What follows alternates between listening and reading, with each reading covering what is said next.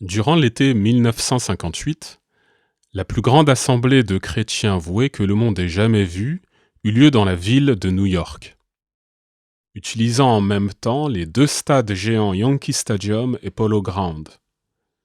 Elle eut pour titre « L'Assemblée internationale de la volonté divine des témoins de Jéhovah ». Les préparatifs énormes qu'a exigé cette assemblée de 8 jours ont été dirigés par la Watchtower Society, dont le siège mondial que vous voyez ici se trouve à Brooklyn, New York. En 1958, aux 85 filiales de la Watchtower, comme celle-ci au Canada, des délégués se font inscrire pour le voyage. Voici les bureaux de l'Association culturelle mexicaine et ceux de la filiale à Cuba. Voici la filiale de la société en Italie et celle des Pays-Bas, de la Norvège et de la Suède. Les filiales ont dû travailler dur pour organiser les voyages. Des délégués sont venus des îles lointaines comme Hawaï et une délégation importante a fait tout le voyage de l'Australie à New York. Ici à New York, au siège de la société, les préparatifs pour l'Assemblée avaient commencé presque 2 années à l'avance par la signature du contrat retenant le Yankee Stadium. L'imprimerie de la société bourdonnait d'activité avant l'Assemblée.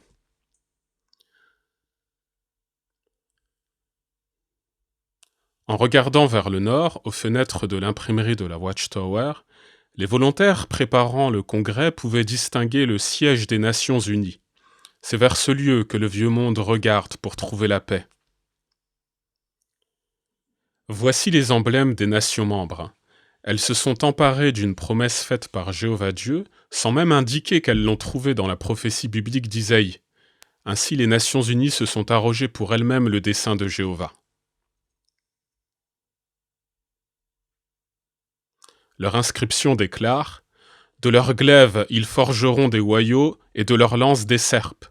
Une nation ne tirera plus l'épée contre une autre et l'on n'apprendra plus la guerre. »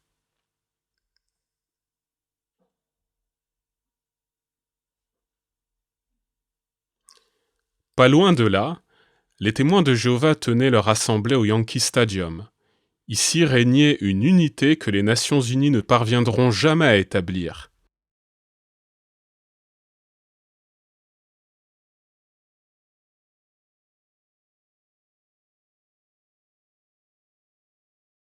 Tout près, sur l'autre rive du fleuve Harlem, se trouvaient les autres locaux employés pour l'Assemblée. Le New Rockland Palace, situé à gauche par rapport au pont, et les Polo Ground à droite.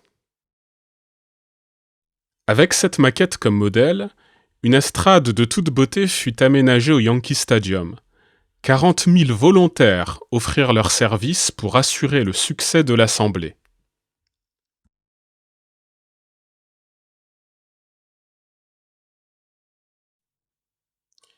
Ils furent organisés en 24 services différents, suivant les besoins très divers de l'Assemblée. Cette estrade est en train d'être aménagée au Polo Ground.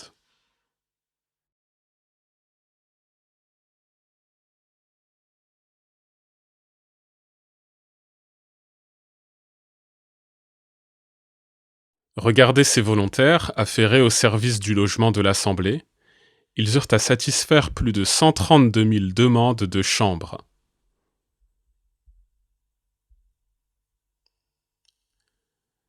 L'ambiance de l'Assemblée commença déjà à se faire sentir une semaine à l'avance quand les premiers délégués arrivèrent. 2 navires spécialement affrétés entrèrent dans le port de New York bondés de témoins européens et beaucoup de délégués vinrent sur d'autres bateaux. Bon nombre d'entre eux allaient être reçus dans les foyers de leurs frères chrétiens. Pour loger les autres, les témoins new-yorkais passèrent 3 mois à chercher des chambres de maison en maison.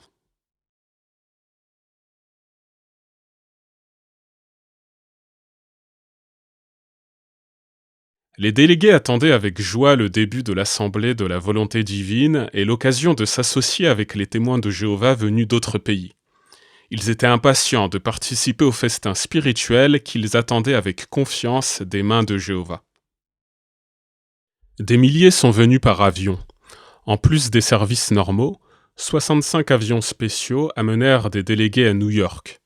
À bord de cet avion se trouvaient des délégués enthousiastes qui avaient dû économiser pendant de longs mois pour pouvoir se payer le voyage.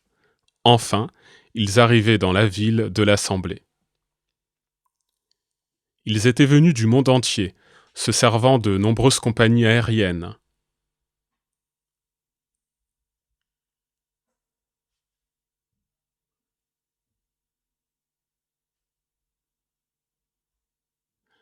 Après leur arrivée à New York, on ne les laissait pas se perdre dans cette ville qui leur était étrangère.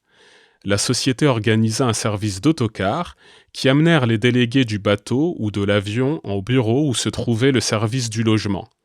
Ceux qui avaient besoin d'une aide spéciale furent conduits jusqu'à l'adresse de leur logement. Peu de temps avant l'Assemblée, le service du logement s'installa sur le terrain du Congrès. Ayant écrit à l'avance, ces délégués attendent pour recevoir leur chambre. Tous furent hébergés. Enfin, le premier jour du Congrès arriva. Les délégués furent remplis de joie de pouvoir s'associer à tant de frères chrétiens. Les enfants furent présents avec leurs parents. Dans la société du monde nouveau, toute la famille participe ensemble au vrai culte.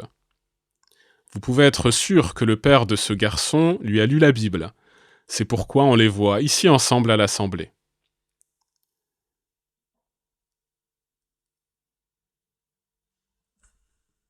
Regardez ces délégués venus d'autres pays. Ils ne sont pas divisés parce qu'ils représentent des nations différentes. Ils sont unis par le vrai culte de Jéhovah Dieu. Jésus est leur maître, et ils sont tous des frères et sœurs chrétiens. Nous constatons ainsi l'accomplissement de la vision de Jean décrit dans l'Apocalypse comme suit. « Je regardais, voici, il y avait une grande foule, que personne ne pouvait compter, de toute nation, de toute tribu, de tout peuple et de toute langue. Ils se tenaient devant le trône et devant l'agneau, revêtus de robes blanches et des palmes dans leurs mains. Et ils criaient d'une voix forte en disant « Le salut est à notre Dieu, qui est assis sur le trône et à l'agneau. »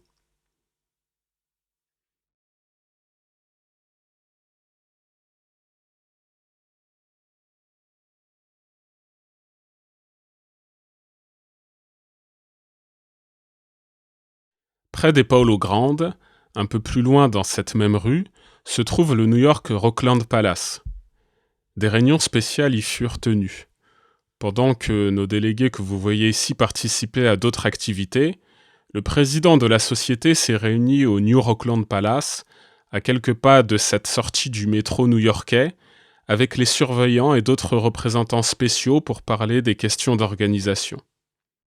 Ces réunions avec eux furent d'une importance capitale, préparant l'organisation pour l'expansion du service divin dans les jours à venir.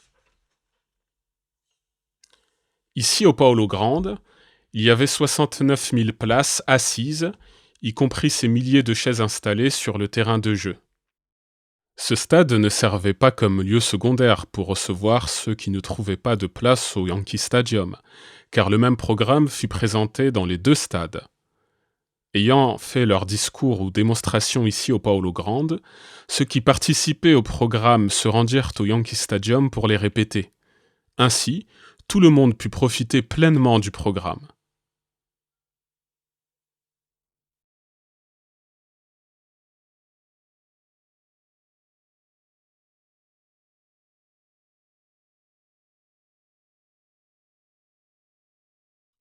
Ici, nous sommes au Yankee Stadium. Normalement, il contient 70 000 places assises, mais pendant l'Assemblée internationale de la volonté divine, un maximum de 122 814 personnes y trouvèrent place. Quelle joie de voir ces milliers de personnes réunies pour en apprendre davantage sur la volonté divine. Elles étaient là comme ministres de Dieu afin d'augmenter leur connaissance de sa parole et de mieux savoir l'enseigner.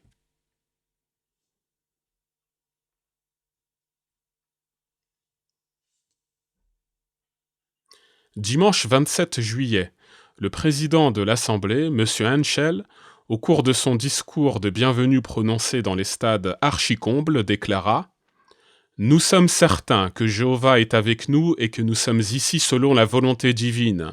Nos prières ont été exaucées par Jéhovah. C'est à lui que nous rendons grâce. » Ce premier jour fut intitulé « Journée de la fidélité », thème approprié pour la remise des diplômes aux élèves de la 31e classe de Galade, l'école de la Société pour la formation des missionnaires. Regardez ces élèves des 30 classes précédentes, assis au premier rang le long de la piste cendrée. Ils connaissent la volonté divine à leur égard et ils continuent de l'accomplir. Au coin du terrain de jeu, on voit la dernière classe dont les élèves étaient venus de 64 pays. Monsieur Schroeder, secrétaire de l'école, a rappelé aux élèves qu'ils devaient toujours laisser la Bible mettre les choses en ordre dans l'esprit des hommes de bonne volonté. Nous ne sommes que des vases de terre utilisés pour transmettre au public ce que l'Esprit Saint dit dans la Bible.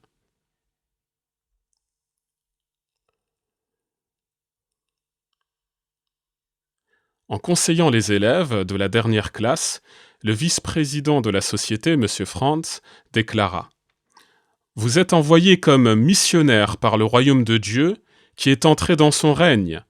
Missionnaires, que vous puissiez tous persévérer dans le service de ce gouvernement royal jusqu'à ce que les royaumes de ce monde n'existent plus et que le royaume de Dieu règne victorieusement dans l'éternel monde nouveau. » Le point culminant du programme de la remise des diplômes fut le discours du président de la société, M. Nord, sur le sujet « Demeurer dans ces choses ».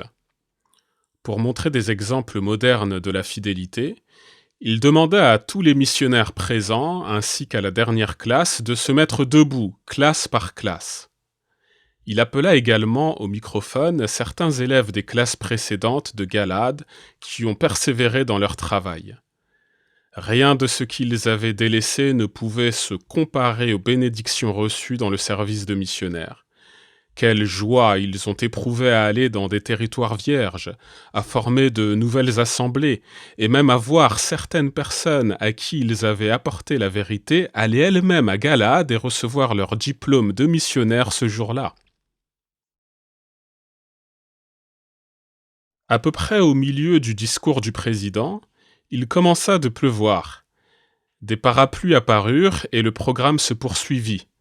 Monsieur Nord démontra puissamment que l'accomplissement de la volonté divine, avec persévérance, est la seule œuvre qui vaille. Il cita Jésus-Christ comme l'exemple par excellence de quelqu'un qui persévéra dans l'œuvre que son Père lui avait donnée à accomplir. Jésus n'était pas un lâcheur, affirma-t-il. Il persévéra dans son travail jusqu'à ce qu'il fût terminé. La pluie tomba à verse, mais elle ne réussit pas à refroidir le zèle de ses délégués. Ils étaient venus à l'assemblée pour écouter, et ils ne voulaient pas manquer un seul mot. Ces auditeurs attentifs sont assis dans une des tentes supplémentaires, assez bien à l'abri comme vous pouvez le voir.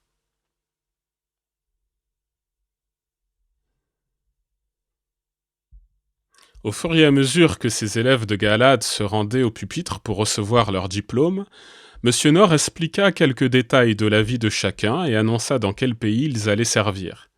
Certains allaient rentrer dans leur propre pays, où il existait un grand besoin de missionnaires. D'autres seraient envoyés dans de nouveaux champs missionnaires. Les nombres de cette classe devaient servir dans 52 pays différents. Les élèves de Galade ont participé grandement à la prédication du message du royaume dans 105 pays. Beaucoup d'entre eux ont dû apprendre une nouvelle langue. Ils ont été heureux de quitter leur foyer et leurs parents pour aider d'autres personnes à obtenir la vie éternelle.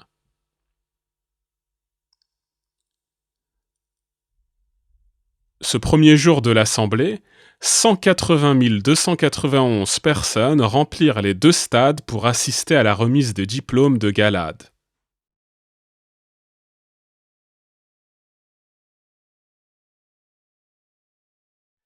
Vers la fin de la journée, le temps s'améliora et le soir, ici au Yankee Stadium ainsi qu'au Polo Ground, les élèves présentèrent un programme très intéressant composé d'anecdotes et d'autres choses d'un intérêt théocratique. C'était à la fois instructif et agréable. Ainsi se termina le premier jour de l'Assemblée de la volonté divine.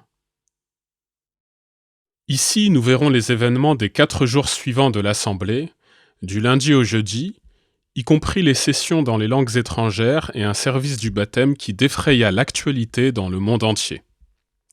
Lundi matin, les congressistes participèrent avec joie au ministère public, visitant les New-Yorkais et les invitant à venir à l'Assemblée. L'après-midi, les trouvaient de nouveau à leur place pour écouter le programme.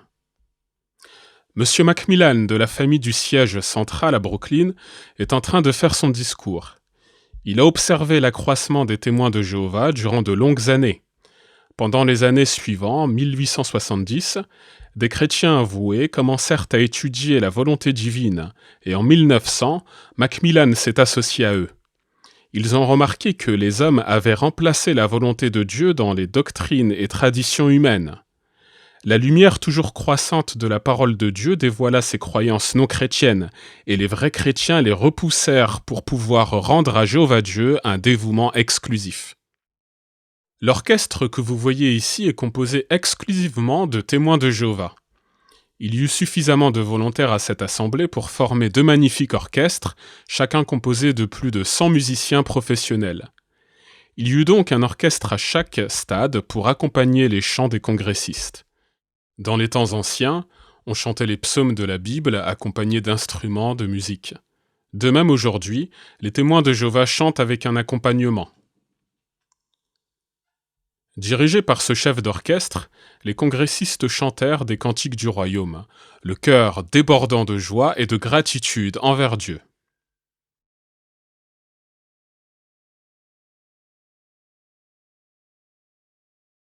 Ce deuxième jour de l'Assemblée, le président, M. Nord, parla des prophéties écrites par Ésaïe. Il explique clairement que Jéhovah a fourni des signes et des présages prouvant que la fin du vieux monde est proche, ainsi que le monde nouveau de la justice promis par Dieu. Pour conclure, il présente pour la première fois une édition de poche de la Bible American Standard Version qui comprend la prophétie d'Ésaïe. Cette Bible s'est avérée être un instrument précieux dans le ministère public. Mardi matin, ainsi que 3 autres matins, il y eut des sessions dans des langues étrangères. Des discours furent donnés en 20 langues, chaque session durant 2 heures. Ici, nous voyons des sessions en ukrainien,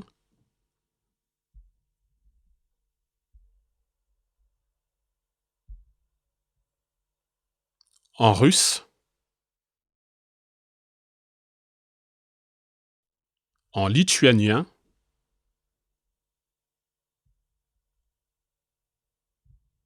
et en hongrois. Le total des assistants aux réunions en langue étrangère, où des résumés des discours de l'Assemblée furent présentés, atteignit presque 20 000 personnes.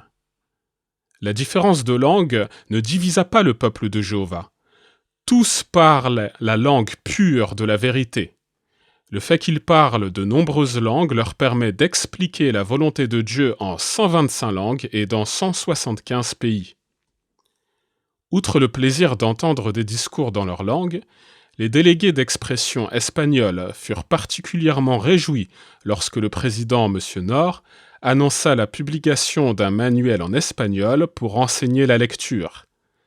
À l'aide de cet ouvrage, ils pourront apprendre à lire à ceux qui sont associés avec la société du monde nouveau et qui ont besoin d'aide. Ainsi, ils pourront tous lire la Bible par eux-mêmes. L'après-midi de ce 3e jour de l'Assemblée, le serviteur de zone de l'Europe parla sur la nécessité d'un bon appétit spirituel. Ce serviteur de zone était un des orateurs, venus de plus de 100 pays, qui parlèrent à l'Assemblée. Mercredi, le 4e jour de l'Assemblée, commença par un baptême monstre.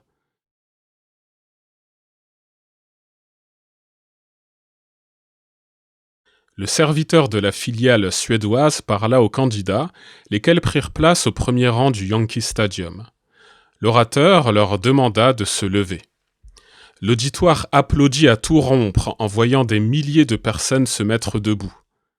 Ensuite, l'orateur leur posa 2 questions pour voir si elles étaient dignes d'être baptisées. Elles y répondirent d'une voix ferme et unanime « Oui ».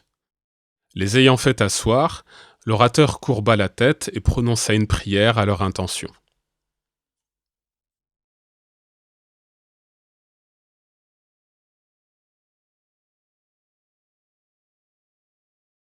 Ici, on voit les candidats au baptême dirigés d'une manière ordonnée vers les cars qui les emmèneront à la plage Orcade, où ils symboliseront par le baptême dans l'eau, devant de nombreux témoins, leurs vœux faits à Jéhovah. Ces candidats ont étudié la Bible et savent ce qu'elle enseigne. Ils connaissent leur Dieu et ils ont clairement présent à l'esprit ce qui sera exigé d'eux en tant que chrétiens voués. Ils peuvent donner une réponse à quiconque leur pose des questions sur leur foi. Maintenant qu'ils ont voué leur vie à Jéhovah, l'accomplissement de leurs vœux est devenu leur préoccupation principale. Ces milliers de candidats sont le fruit du ministère public des témoins de Jéhovah. Ils constituent des lettres de recommandation devant les hommes et les anges, prouvant que les témoins de Jéhovah sont vraiment des ministres de Dieu et que dans toutes les nations, ils enseignent réellement la volonté divine.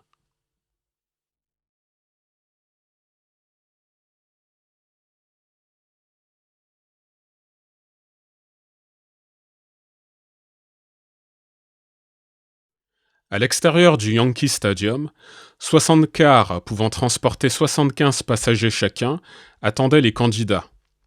Ils firent la navette entre le stade et la plage où le baptême eut lieu. Tout était bien organisé et se passait sans confusion. Le dernier candidat quitta l'eau exactement 2 h 15 après l'insertion du premier.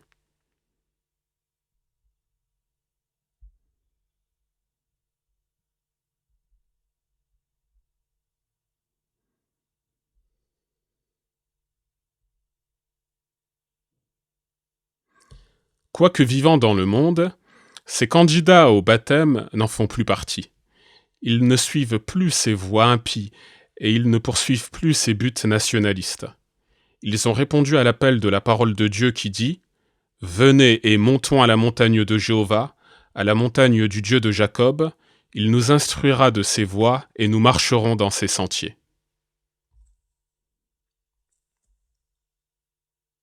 Vous pouvez voir ici des gens jeunes et vieux, représentant toutes les races, qui se sont présentés pour se faire baptiser.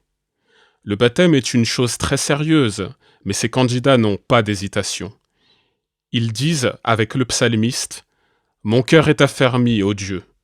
Il ne subsiste aucun doute dans leur esprit que la Bible est la parole inspirée de Dieu, que bientôt ce vieux monde sera complètement détruit et que la terre deviendra une demeure édénique pour les hommes obéissants. La connaissance exacte affermit la foi des chrétiens comme ceux-ci, à tel point que rien ne peut l'ébranler. Une opinion publique adverse, la persécution, des interdictions gouvernementales, la prison, même la mort ne peuvent vaincre leur foi. Quoi qu'il arrive, ils continueront à marcher dans leur intégrité et ils sont confiants que le Dieu souverain Jéhovah les soutiendra. Tous ceux qui se présentent pour le baptême ont déjà fait l'offrande de leur vie à Dieu. Dans l'intimité de leur prière, ils se sont voués sans réserve pour faire la volonté de Jéhovah. Maintenant, à l'instar de Jésus, ils se présentent pour être complètement immergés dans l'eau. Cet acte signifie qu'ils sont morts quant à leur vie antérieure et ils sortent de l'eau pour entreprendre une nouvelle manière de vivre, étant désormais entièrement voués à l'accomplissement de la volonté de Jéhovah Dieu. Des milliers de personnes rassemblées sur la plage devinrent des témoins du baptême de ces candidats voués. Et vous aussi, en regardant ces images, êtes témoins de ce baptême monstre.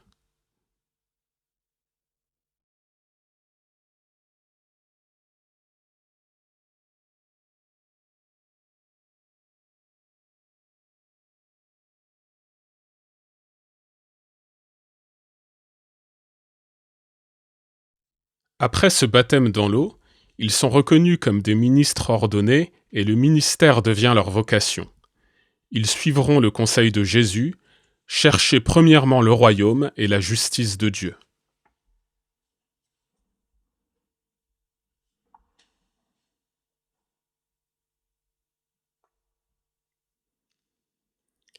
Un comptage minutieux a révélé qu'exactement 7136 personnes furent baptisées ce jour-là, plus de 4000 en plus qu'à la Pentecôte, lors de la première effusion du Saint-Esprit.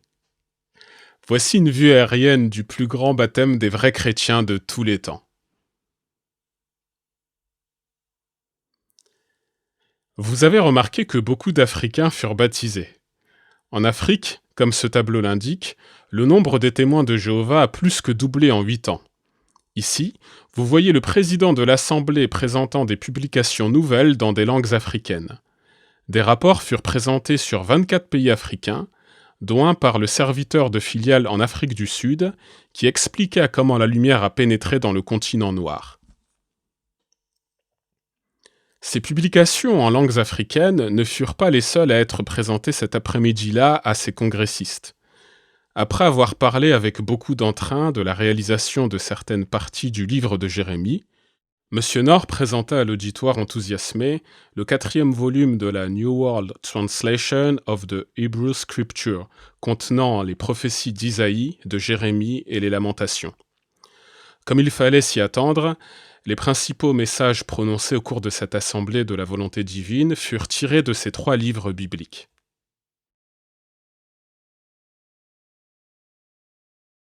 Beaucoup de sourds-muets et de personnes dures d'oreille assistèrent à l'assemblée, mais ils ont pu entendre grâce aux langues mimiques et aux appareils acoustiques. Jeudi, des rapports de l'expansion du royaume dans les îles furent présentés. Ce délégué donna un rapport sur l'œuvre à Okinawa. De l'estrade embellie par des milliers de fleurs magnifiques, des délégués venus des îles lointaines présentèrent de brefs rapports. Voici un ministre représentant le Samoa occidental. Un témoin venu des îles Falkland, au sud de l'Argentine, exprima la pensée de beaucoup d'insulaires quand il demanda « N'y a-t-il personne qui pourrait venir nous aider ?» Le serviteur de filiale des îles Philippines encouragea ceux qui ont la possibilité de le faire à aller dans les pays où beaucoup de gens n'ont jamais entendu la bonne nouvelle. Le serviteur de filiale de la France fit remarquer que ceux qui ne sont pas libres d'aller à l'étranger trouveront bien des endroits dans leur propre pays où la moisson est grande mais les ouvriers peu nombreux. Ceux qui peuvent se rendre dans ces régions trouveront que de nombreuses bénédictions les y attendent. Dans ce cadre paradisiaque, le président M. Nord prononça le discours intitulé « Gardons notre paradis spirituel ».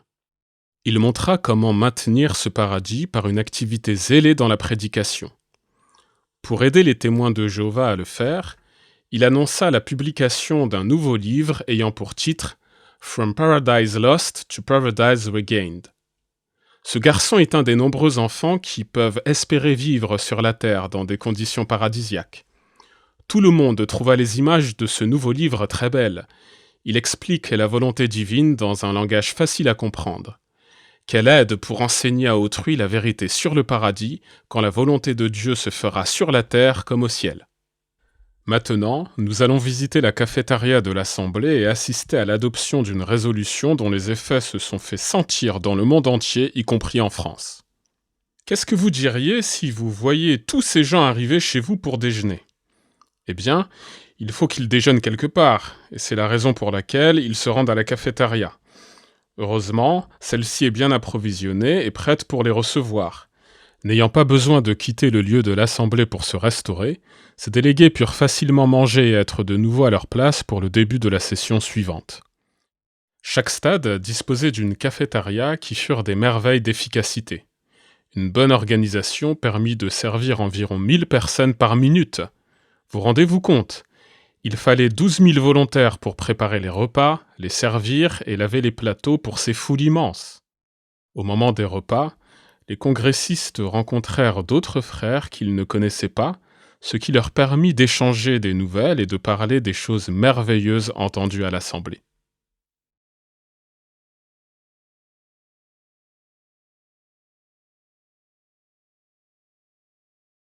Un beau jour, cet enfant sera nourri du lait de la parole de Dieu. Le repas terminé, les délégués retrouvent leur place. Le vendredi 1er août eut comme thème « Jour du ministère sans crainte » et ce fut une occasion inoubliable. Regardez cette foule.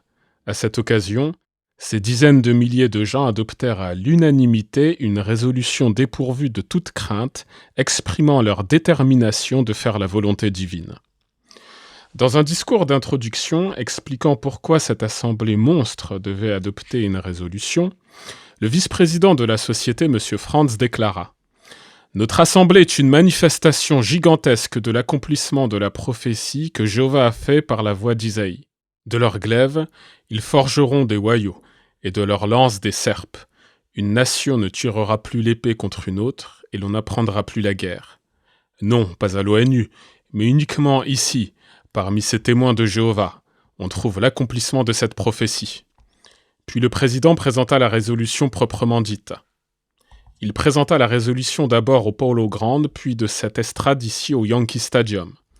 Tous les assistants n'avaient pas pu trouver des places assises, c'est pourquoi avant la représentation de la résolution, les portes du stade furent ouvertes pour permettre à d'autres milliers de délégués de s'asseoir sur le terrain de jeu.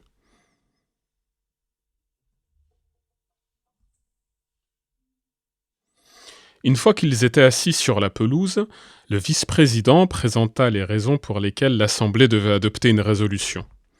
Il déclara, entre autres, « Sans aucune hésitation, nous déclarons que la cause de tous les crimes, des préjugés et de la confusion est la fausse religion, derrière laquelle se tient l'ennemi invisible, Satan le diable. Les hommes portant la plus lourde part de responsabilité dans la situation mondiale sont les guides et instructeurs religieux. Les membres de leur système leur paient avec de l'argent durement gagné et leur font confiance pour qu'ils étudient la Bible et prêchent la volonté et les desseins de Dieu exposés dans ce livre. Si les centaines de milliers d'ecclésiastiques avaient fait cela, leur autorité aurait été assez grande pour empêcher les 2 grandes guerres mondiales. Les applaudissements répétés ne laissèrent aucun doute quant à l'accord des assistants.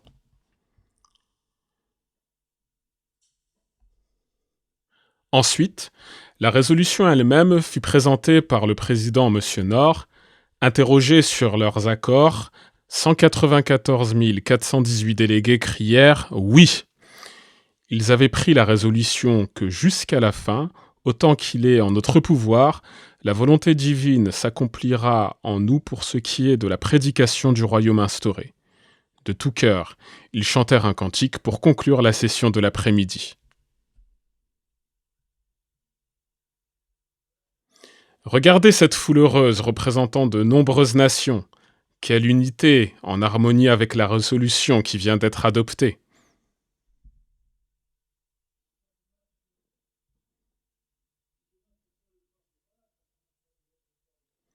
La courageuse déclaration de la vérité dans la résolution était rafraîchissante pour ceux qui l'avaient adoptée, comme de l'eau fraîche. Ce soir-là, après le dîner, les congressistes se réunirent de nouveau pour une remarquable démonstration de l'école du ministère théocratique. Sous de vifs applaudissements, le président leur annonça l'adjonction d'une nouvelle partie au programme de l'école hebdomadaire qui se tient dans chaque assemblée des témoins de Jéhovah. Des membres du siège central de Brooklyn en donnèrent une démonstration. D'abord, ils firent la révision orale du discours d'instruction de la semaine précédente, puis un discours d'instruction de 15 minutes basé sur l'un des livres de la Bible. Cela fut suivi d'une allocution d'élèves de 8 minutes basée sur les matières d'un des manuels de la société. Chaque élève reçoit des conseils constructifs du serviteur à l'école en vue d'augmenter ses capacités. Ensuite, un autre élève fut invité à lire un passage de la Bible qu'il avait préparé auparavant. La pratique de ces différentes parties de l'école du ministère durant les dernières années a eu pour résultat la formation de milliers de bons orateurs publics. Alors, la nouvelle partie du programme fut démontrée. Les membres féminins des assemblées pouvaient désormais se faire inscrire à l'école et prononcer des sermons basés sur le nouveau livre Paradis, comme ces 2 sœurs sont en train de le faire. Le serviteur à l'école leur donna des conseils sur leur présentation des matières pour leur permettre de s'améliorer. Quelle aide pour les femmes qui prêchent de maison en maison. Cette démonstration de l'école donnée d'abord au Polo Ground fut répétée ce soir même au Yankee Stadium. Pendant que la démonstration se déroulait, La belle estrade du Yankee Stadium réjouissait les yeux de ceux qui la regardaient de loin. De bonne heure samedi matin, les délégués étaient de nouveau sur les lieux, prêts pour une nouvelle grande journée. Ceux qui ne parvenaient pas à trouver une place dans un stade n'avaient qu'à traverser le pont pour entrer dans l'autre. Samedi matin, au Yankee Stadium et également ici au Paulo Grande, un délégué suisse expliqua le courage des témoins de Jéhovah dans les pays communistes. Tout le monde tressaillait de joie en écoutant un message d'eux enregistré sur bande magnétique, exprimant leur amour et leur détermination de garder leur intégrité. Des enfants de tout âge étaient présents, très nombreux. Cet après-midi-là, des conseils bibliques furent donnés aux parents et à la jeunesse de la Société du Monde Nouveau par 4 serviteurs de district américains. Le premier de ces 4 orateurs au Paulo Grande attribua la cause de beaucoup de délinquance aux parents qui n'éduquent pas leurs enfants ou qui commencent de le faire trop tard. « Vous devez prendre le temps nécessaire pour les éduquer », déclara-t-il. Il s'agit là d'un commandement divin. Le second orateur donna des conseils suivants aux parents. Étudiez la Bible avec vos propres enfants. Soyez fermes en les disciplinant quand il le faut et éduquez-les pour qu'ils puissent survivre et entrer dans le monde nouveau promis de Dieu. La mise en pratique de ces principes bibliques dès la jeunesse fait que la délinquance est pratiquement inexistante parmi les témoins de Jéhovah.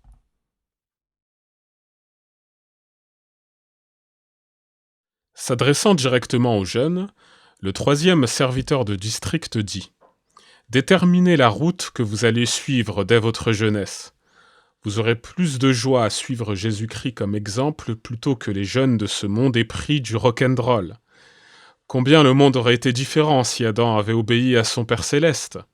Si vous obéissez à vos parents chrétiens, votre vie sera aussi différente au sens spirituel et belle comme le petit paradis qui entoure cette estrade au Paulo Grande. »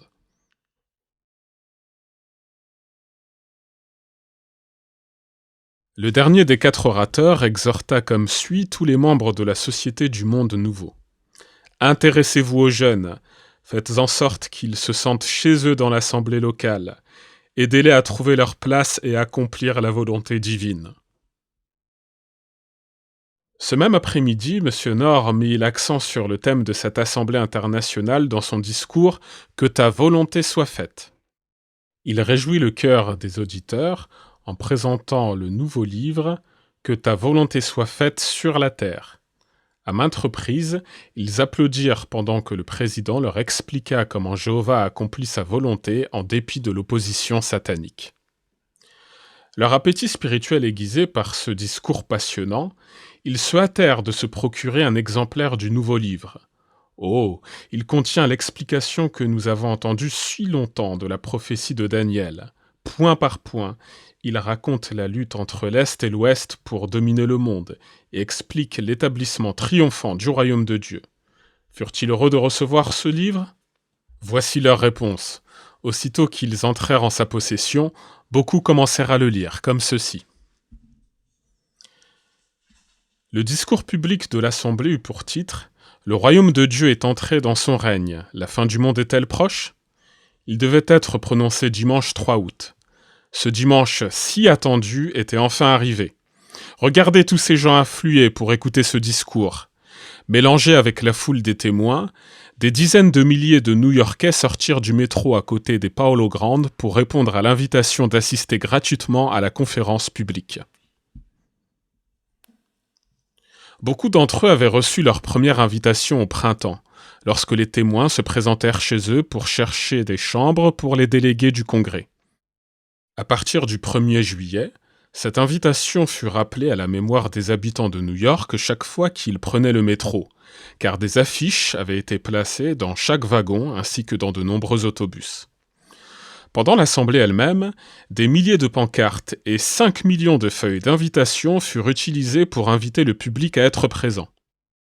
Beaucoup de personnes avaient fourni des chambres pour les délégués et avaient été tellement frappées par la bonne conduite chrétienne de leurs hôtes qu'elles sont venues voir de leurs propres yeux ce qui rend les témoins de Jéhovah si différents. Ces gens s'inquiétaient de la délinquance de la chrétienté. Ils cherchaient la réponse à la question posée par le titre de la conférence publique « La fin du monde est-elle proche ?» Les milliers de visiteurs purent constater que les témoins de Jéhovah sont des gens heureux, normaux, possédant une foi ferme dans la parole de Dieu. Quand ils interrogèrent les témoins sur leurs croyances, chaque fois ils reçurent une réponse de la Bible. À chaque moment de cette assemblée, on ne fit passer un plateau de quêtes. Et cela aussi était tellement différent de ce que ses serviteurs avaient l'habitude de voir dans les réunions religieuses. Avec les stades remplis de bonheur, il devint évident qu'une foule sans précédent s'était réunie.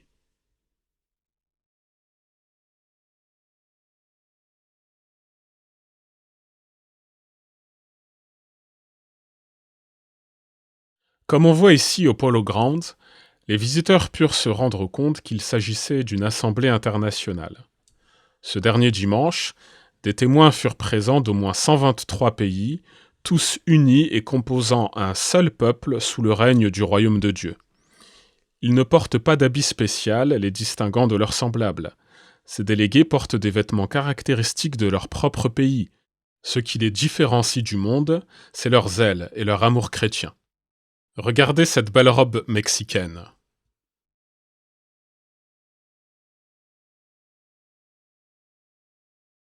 Ici au Yankee Stadium, la foule était encore plus grande qu'au Polo Grounds. Le premier stade était plus grand que le second.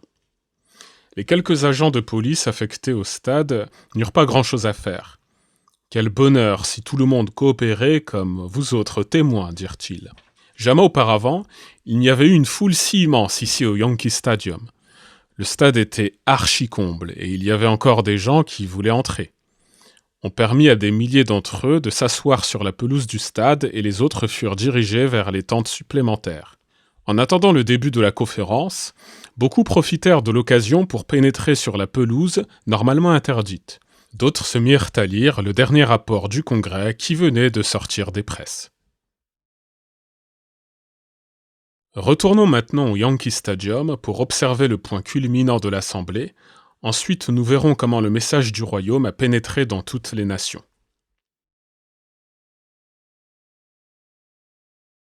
Ici, nous sommes à la pièce d'eau près de l'estrade du Yankee Stadium.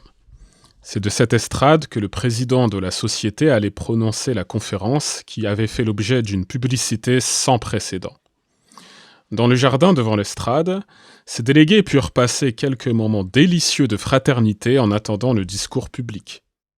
Ils étaient venus de pays ayant diverses formes de gouvernement, mais quant à eux, ils s'efforçaient de vivre en harmonie avec la volonté divine.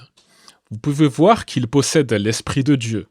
Ces visages heureux reflètent la paix et l'unité qui existent déjà maintenant sous le règne du royaume de Dieu. L'heure de la conférence publique approchait. Le royaume de Dieu est entré dans son règne. La fin du monde est-elle proche ? Qu'est-ce que cela pouvait signifier ? Les malheurs sans précédent qui s'abattent sur la terre signifient-ils vraiment que la fin du monde est proche ? Au milieu de l'actuelle confusion mondiale, comment peut-on affirmer que le royaume de Dieu est entré dans son règne ? Qu'est-ce que l'avenir réserve pour l'humanité ? Les deux plus grands stades de New York ne purent contenir tous les gens qui cherchaient une réponse à ces questions. Le Yankee Stadium et les Polo Grounds étaient archi-combles. Les tentes supplémentaires et le New York Rockland Palace étaient pleins craqués. New York n'avait jamais rien vu de pareil. 253 922 personnes étaient présentes. Tel fut le point culminant de cette assemblée internationale de la volonté divine. Faute de place ailleurs, beaucoup de gens s'assièrent tout bonnement sur les trottoirs des rues où, grâce aux haut-parleurs installés à leur intention, ils purent quand même écouter la conférence. Le président M. North fit appel à la Bible comme autorité pour soutenir ses dires. Il rappela à son vaste auditoire la prière à Dieu que Jésus enseignait à ses disciples, à savoir « Que ton règne vienne, que ta volonté soit faite sur la terre comme au ciel ». Ce royaume n'est pas un gouvernement fait de main d'homme. Ce ne sont pas les Nations Unies. C'est le gouvernement céleste de Jéhovah Dieu que celui-ci a placé entre les mains de Jésus-Christ. Jésus nous donna un signe selon lequel la détresse mondiale subie par ces générations serait la preuve que le royaume est établi. Depuis 1914, ce signe est présent de toute évidence. C'est une preuve irréfutable que le royaume de Dieu est entré dans son règne, et qu'avant la fin de cette génération, tous les gouvernements qui s'opposent à ce royaume seront anéantis. C'est à présent qu'il faut participer à la proclamation de ces faits pour rendre témoignage à toutes les nations avant la fin définitive. Que tous les hommes de bonne volonté se tournent vers Dieu pour le gouvernement de la terre, déclara l'orateur. Saluons tous le royaume de Dieu qui est maintenant entré dans son règne. Puisse-t-il amener bientôt la fin du présent monde à l'heure fixée. Puisse ce royaume introduire l'éternel monde nouveau pour le salut permanent de l'homme et pour la gloire impérissable de Dieu par Jésus-Christ.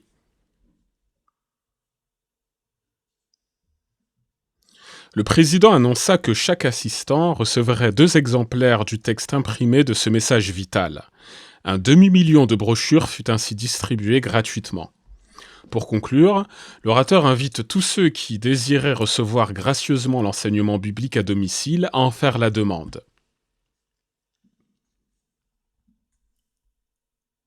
Plus de 200 000 personnes restèrent pour écouter les remarques finales du président. Il fit un résumé des événements principaux de l'Assemblée et annonça des nouvelles concernant l'expansion future de l'organisation. Un cantique et une prière, remerciant Jéhovah, clôturèrent ce congrès de 8 jours. Jamais assemblée n'avait été comme celle-ci. Jamais ces délégués au Polo Grounds et au Yankee Stadium n'avaient entendu la volonté divine si clairement expliquée.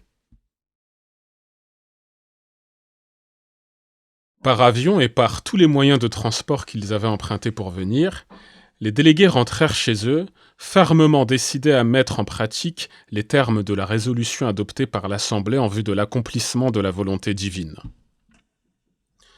Ces témoins canadiens se réunissent régulièrement dans leur salle du royaume et sortent pour enseigner la vérité à autrui. Cette mère de famille met en pratique les bons conseils donnés à l'Assemblée en amenant sa fillette avec elle, quand elle offre à ses voisins des exemplaires des livres publiés au Congrès. Vous remarquerez qu'elle porte dans sa main le livre « From Paradise Lost to Paradise Regained ». Elle sait que l'apôtre Paul enseigna en public et de maison en maison, et encouragea les autres à l'imiter, comme lui il imitait le Christ. Suivant l'exemple de Paul, elle aussi va de maison en maison. Elle est heureuse de transmettre à ces gens la merveilleuse promesse faite par Dieu de transformer cette terre en paradis sous le règne du royaume. Suivant les possibilités, elle encourage sa fillette à participer au témoignage du royaume et à exprimer sa foi.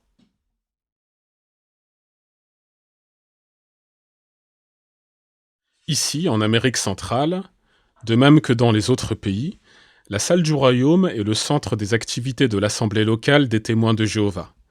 Les vérités apprises ici sont portées de maison en maison pour que tout le monde puisse apprendre que le royaume de Dieu est entré dans son règne. Quand les gens sont trop pauvres pour donner de l'argent en échange des publications bibliques offertes, il est parfois possible de troquer, comme ce témoin est en train de le faire, ou quelquefois des publications sont même données gratuitement. Le but de ces publications est d'aider les gens à apprendre. Les périodiques La Tour de Garde et Réveillez-vous ont aidé des millions de personnes de bonne volonté à comprendre quel est le dessein de Dieu et ce qu'elles doivent faire pour mériter son approbation. L'homme devant nous prend le temps tout de suite pour approfondir les choses et sa femme se joint à lui. Nous faisons connaître la volonté divine dans les îles également. Ici, à Hawaï, le ministre présente des périodiques écrits dans une des langues locales. Son compagnon donne une feuille d'invitation à la dame et l'invite à assister gratuitement à une conférence biblique à la salle du royaume. L'Australie est un autre champ fertile pour le ministère du royaume. Les graines de vérité sont semées librement par la diffusion de la Tour de Garde et de Réveillez-vous. Ce témoin australien est chaleureux et sincère dans sa présentation du message et la personne apprécie sa visite. Une fois qu'elle a vu les sujets traités dans les derniers numéros, elle se les procure avec plaisir.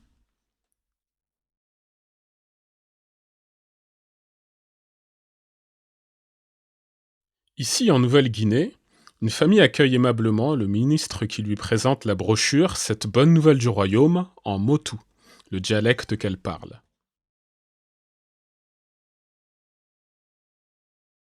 Aux îles Philippines, Le message du royaume est écouté avec plaisir par cette femme humble. Comme Jésus l'a dit, « Mes brebis entendent ma voix, je les connais et elles me suivent. »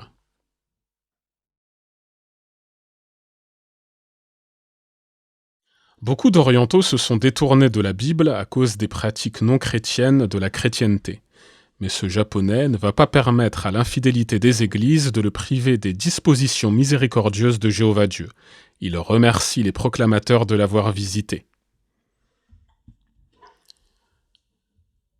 Ici, en Italie, pays très catholique, cette femme est heureuse qu'un témoin de Jéhovah lui apporte la tour de garde. Ce périodique l'aidera à éloigner son indigence spirituelle.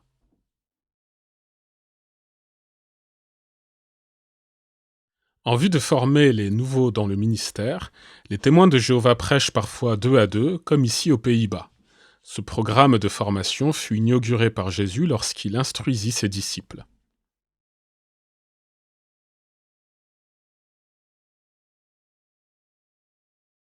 Ce ministre accomplit la volonté divine en Rhodésie du Nord, une partie de l'Afrique centrale.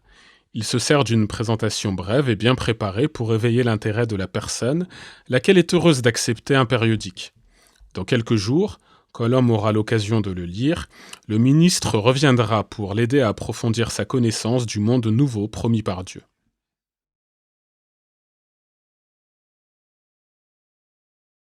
Le ministère n'est pas réservé aux seuls hommes.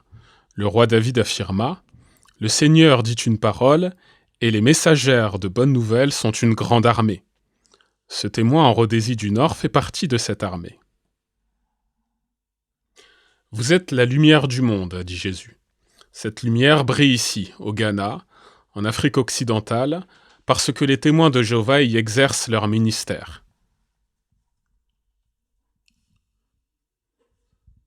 Les habitants de la Jamaïque aiment la Bible et connaissent bien la tour de garde et Réveillez-vous.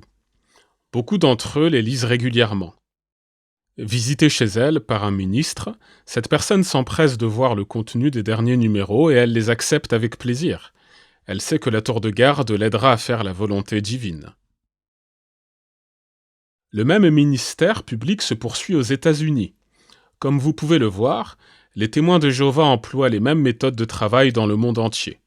En harmonie avec ce que la Bible a prédit, ils tiennent tous un même langage, et ils sont parfaitement unis dans un même esprit et dans un même sentiment.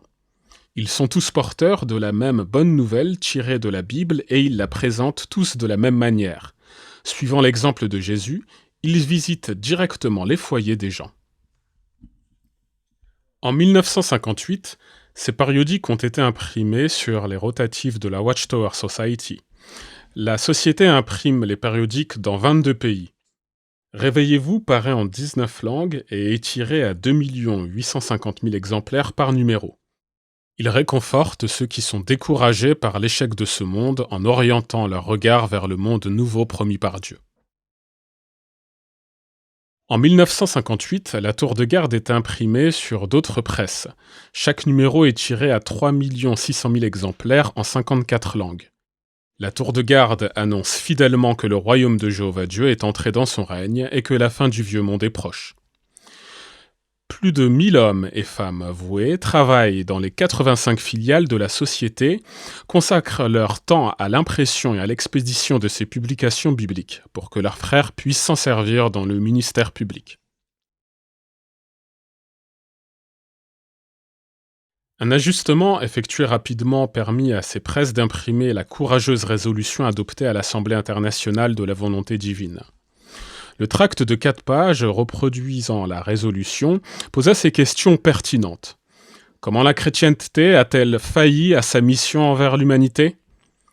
Qui seul prend aujourd'hui fait et cause pour un monde nouveau au gouvernement parfait? Cette résolution fournit des réponses franches à ces questions, indiquant l'espérance certaine que le Dieu Tout-Puissant a donnée à l'humanité par sa parole, la Bible. 70 millions d'exemplaires de cette résolution furent diffusés en plus de 50 langues dans le monde entier. Elle a été transmise aux gens en anglais, espagnol, grec, italien, ukrainien, ilikono, russe, polonais, yoruba, chinois, coréen, allemand, hollandais et bien d'autres langues, comme vous pouvez le constater en regardant cette collection de tracts. Plus de 800 000 témoins zélés ont participé à la diffusion de ce tract, à partir de décembre 1958. En vérité, cette bonne nouvelle du royaume est prêchée sur toute la terre pour servir de témoignage à toutes les nations. À présent, la première scène nous amène à un marché très affairé au Guatemala. Nous verrons une indigène indienne se promenant et présentant la tour de garde. Elle n'a pas attendu que les gens viennent vers elle. À l'instar des apôtres et de Jésus-Christ, elle s'est dérangée pour aller vers eux. La voilà à droite. À présent, elle offre des périodiques à un monsieur qui semble s'intéresser. Ce témoin de Jéhovah trouve que les coins des rues très fréquents sont un excellent endroit pour accomplir son ministère. Ces témoins de Costa Rica éprouvent beaucoup de joie à transmettre la vérité à autrui. Aussitôt qu'une occasion se présente, ils sont prêts à parler et à donner à quiconque le leur demande les raisons de leur espérance.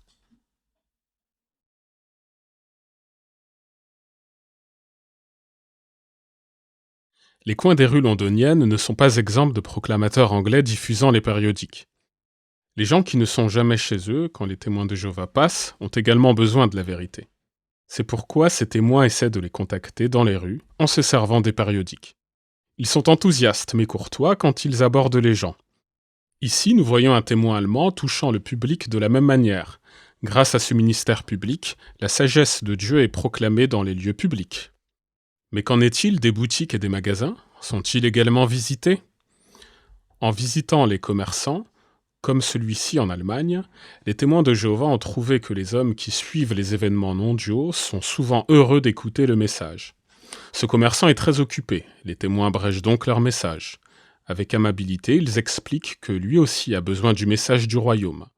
En présentant des publications impeccables et étant eux-mêmes bien habillés, ils font une bonne impression qui favorise le message. Remarquez les enseignes épinglées à leur veste annonçant la conférence publique. Vous voyez, les deux proclamateurs participent au témoignage.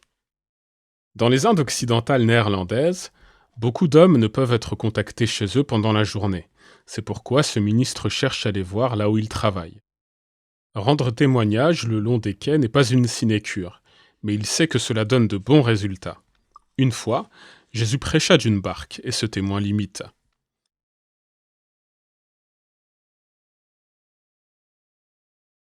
Ce témoin n'a pas décidé que ces hommes étaient trop affairés pour l'écouter.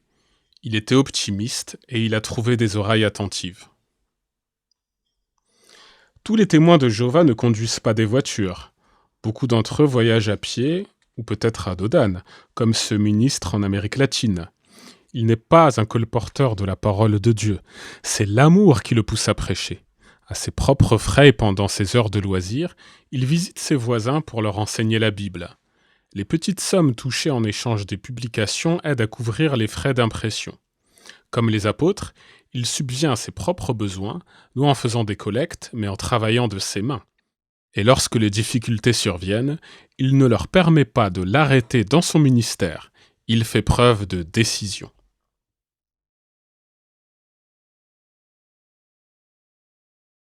Il est reconnaissant de pouvoir participer à l'œuvre prédite par Jésus, lequel dit « Il faut premièrement que la bonne nouvelle soit prêchée à toutes les nations. » Puisqu'il aime ses semblables, il fait tout ce qu'il peut pour les aider à apprécier la vérité.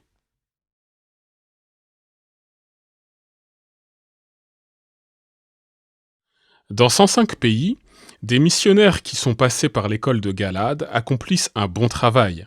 Ici, au Guatemala pittoresque, un missionnaire étranger aide un nouveau proclamateur dans le service. Voici un ministre indigène entraînant un nouveau proclamateur, le formant pour qu'il sache bien enseigner la parole de Dieu. Avant de se séparer, tout le monde veut se serrer la main. À n'en pas douter, la visite a été appréciée. À la campagne, les maisons sont souvent très éloignées les unes des autres. Certains, des témoins âgés, comme celui-ci, trouvent qu'ils arrivent à travailler plus longtemps s'ils emploient un moyen de transport.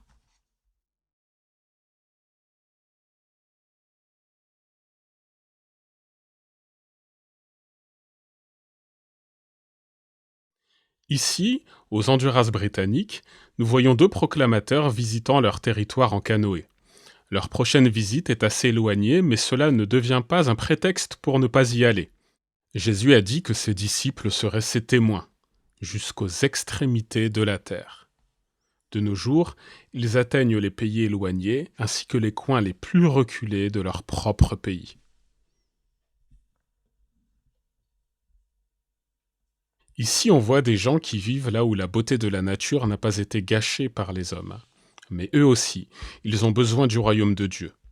Aussi les témoins ouvrent-ils leur Bible pour expliquer comment Dieu mettra fin au péché et à la mort qui affligent l'humanité et comment les humains obéissants pourront vivre éternellement dans le paradis. Ces personnes reconnaissent le son clair de la vérité et elles acceptent les publications offertes. Beaucoup de témoins se trouvent dans la forêt tropicale où il n'existe pas de route. Les animaux sauvages rendent dangereux les déplacements nocturnes de ce témoin, mais cela ne l'empêche pas d'accomplir la mission que Dieu lui a donnée de prêcher. Il est heureux que quelqu'un lui ait apporté la bonne nouvelle, et maintenant il désire la partager avec autrui. Pour parvenir à un foyer comme celui-ci, il a souvent de grandes distances à parcourir, ce qui lui demande un grand effort, mais il sait qu'il faut être fidèle à Jéhovah même dans les petites choses.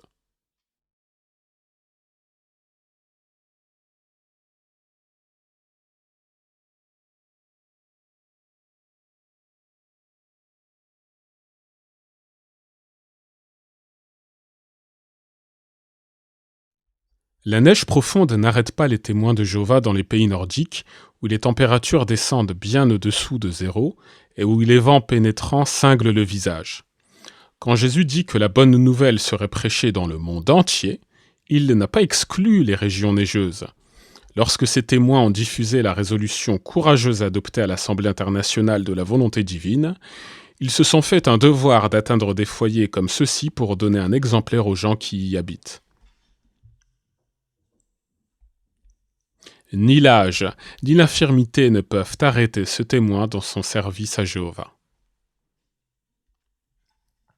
Les responsabilités familiales n'empêchent pas cette mère non plus de servir Dieu.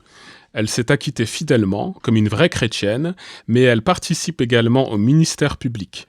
Si elle trouve le moyen d'emmener l'enfant avec elle quand elle va au marché et qu'elle visite une voisine, pourquoi ne pas l'emmener lorsqu'elle prêche? L'influence sur l'enfant est des plus saines.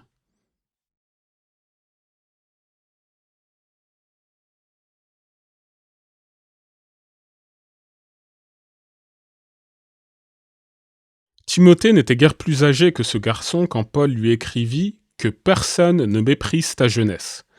À l'instar du jeune Timothée, ce garçon est en train de servir son Créateur. Il se laisse guider déjà par la parole de Dieu. Ces jeunes Canadiens ne sont pas des délinquants juvéniles. Ils ont pris à cœur les conseils donnés à l'Assemblée de la volonté divine. Au lieu de suivre les jeunes de ce monde, fanatiques de rock and roll, ils suivent Jésus-Christ en tant que ministre de Dieu.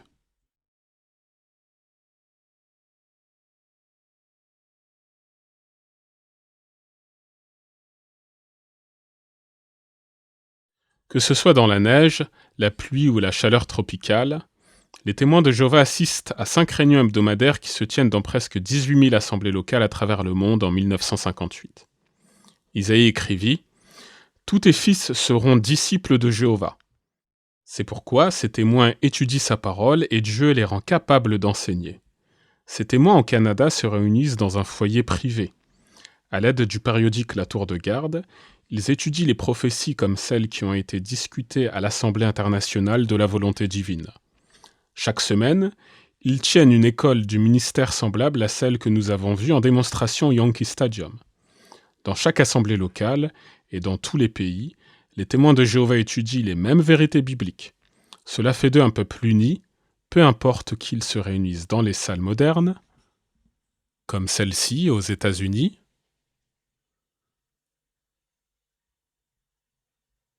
ou dans une salle couverte de chaume comme celle-ci en Amérique centrale. Ils tiennent tous les mêmes réunions. En harmonie avec l'ordre de Jésus, paix mes brebis. Lorsque ce chrétien trouve quelqu'un qui est de bonne volonté, il fournit un effort considérable pour le revisiter en vue de stimuler l'intérêt et d'entamer une étude biblique à domicile. En 1958, chaque semaine, les témoins de Jéhovah dirigent gratuitement presque 600 000 études bibliques dans les foyers des gens.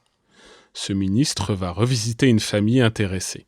Et ici au Japon, un autre témoin est en train de diriger une étude de la Bible. Tout commence par la première visite au foyer des gens par les témoins de Jéhovah, comme celui-ci au Nicaragua. Quand il trouve quelqu'un qui attend impatiemment un monde nouveau fondé sur la justice, il est heureux de partager avec lui les vérités concernant le royaume. Les publications de la Watchtower aideront la personne dans ce sens. Quelques jours plus tard, il revient. Dans certains foyers, il sera reçu chaleureusement. Ailleurs, il trouvera que l'intérêt s'est refroidi, comme c'est le cas ici. Lorsque le monsieur dit qu'il a sa propre religion, le témoin ne se moque pas de lui. Il se peut que l'homme soit très sincère dans ses croyances et ne voit aucune nécessité de changer. On lui a appris à se servir du chapelet, mais le témoin ne l'abandonne pas simplement parce qu'il suit des traditions religieuses. Pour obtenir la vie éternelle, il lui faut connaître Jéhovah Dieu et obéir à Jésus. Aussi le ministre s'efforce-t-il avec patience de l'aider. La Bible explique quelle est la volonté de Dieu en matière de culte. Le ministre sort donc sa Bible et lit les paroles que Jésus a prononcées sur la prière dans Matthieu 6,7. « En priant, ne multipliez pas de vaines paroles comme les païens, qui s'imaginent qu'à force de paroles, ils seront exaucés. » Il explique que Jésus nous a montré comment nous devons prier. Nous devons nous adresser au Père, Jéhovah, au nom de son Fils Jésus-Christ. Notre prière ne doit pas être faite dans un but intéressé. Nous devons prier pour la venue du royaume de Dieu et pour l'accomplissement de sa volonté sur la terre comme au ciel.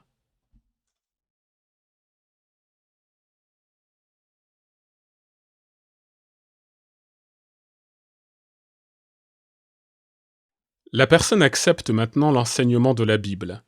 Il ne savait pas que de telles choses étaient expliquées dans les Écritures. Il constate que le ministre qui se trouve à sa porte n'exprime pas ses propres idées, mais la volonté de Dieu. Désirant savoir davantage, il accepte l'invitation de venir, de prendre de l'eau de la vie gratuitement. La famille sort dans la cour et une étude biblique est entamée. On étudiera avec les membres de cette famille pendant 1 heure chaque semaine, ce qui leur permettra de se fortifier spirituellement.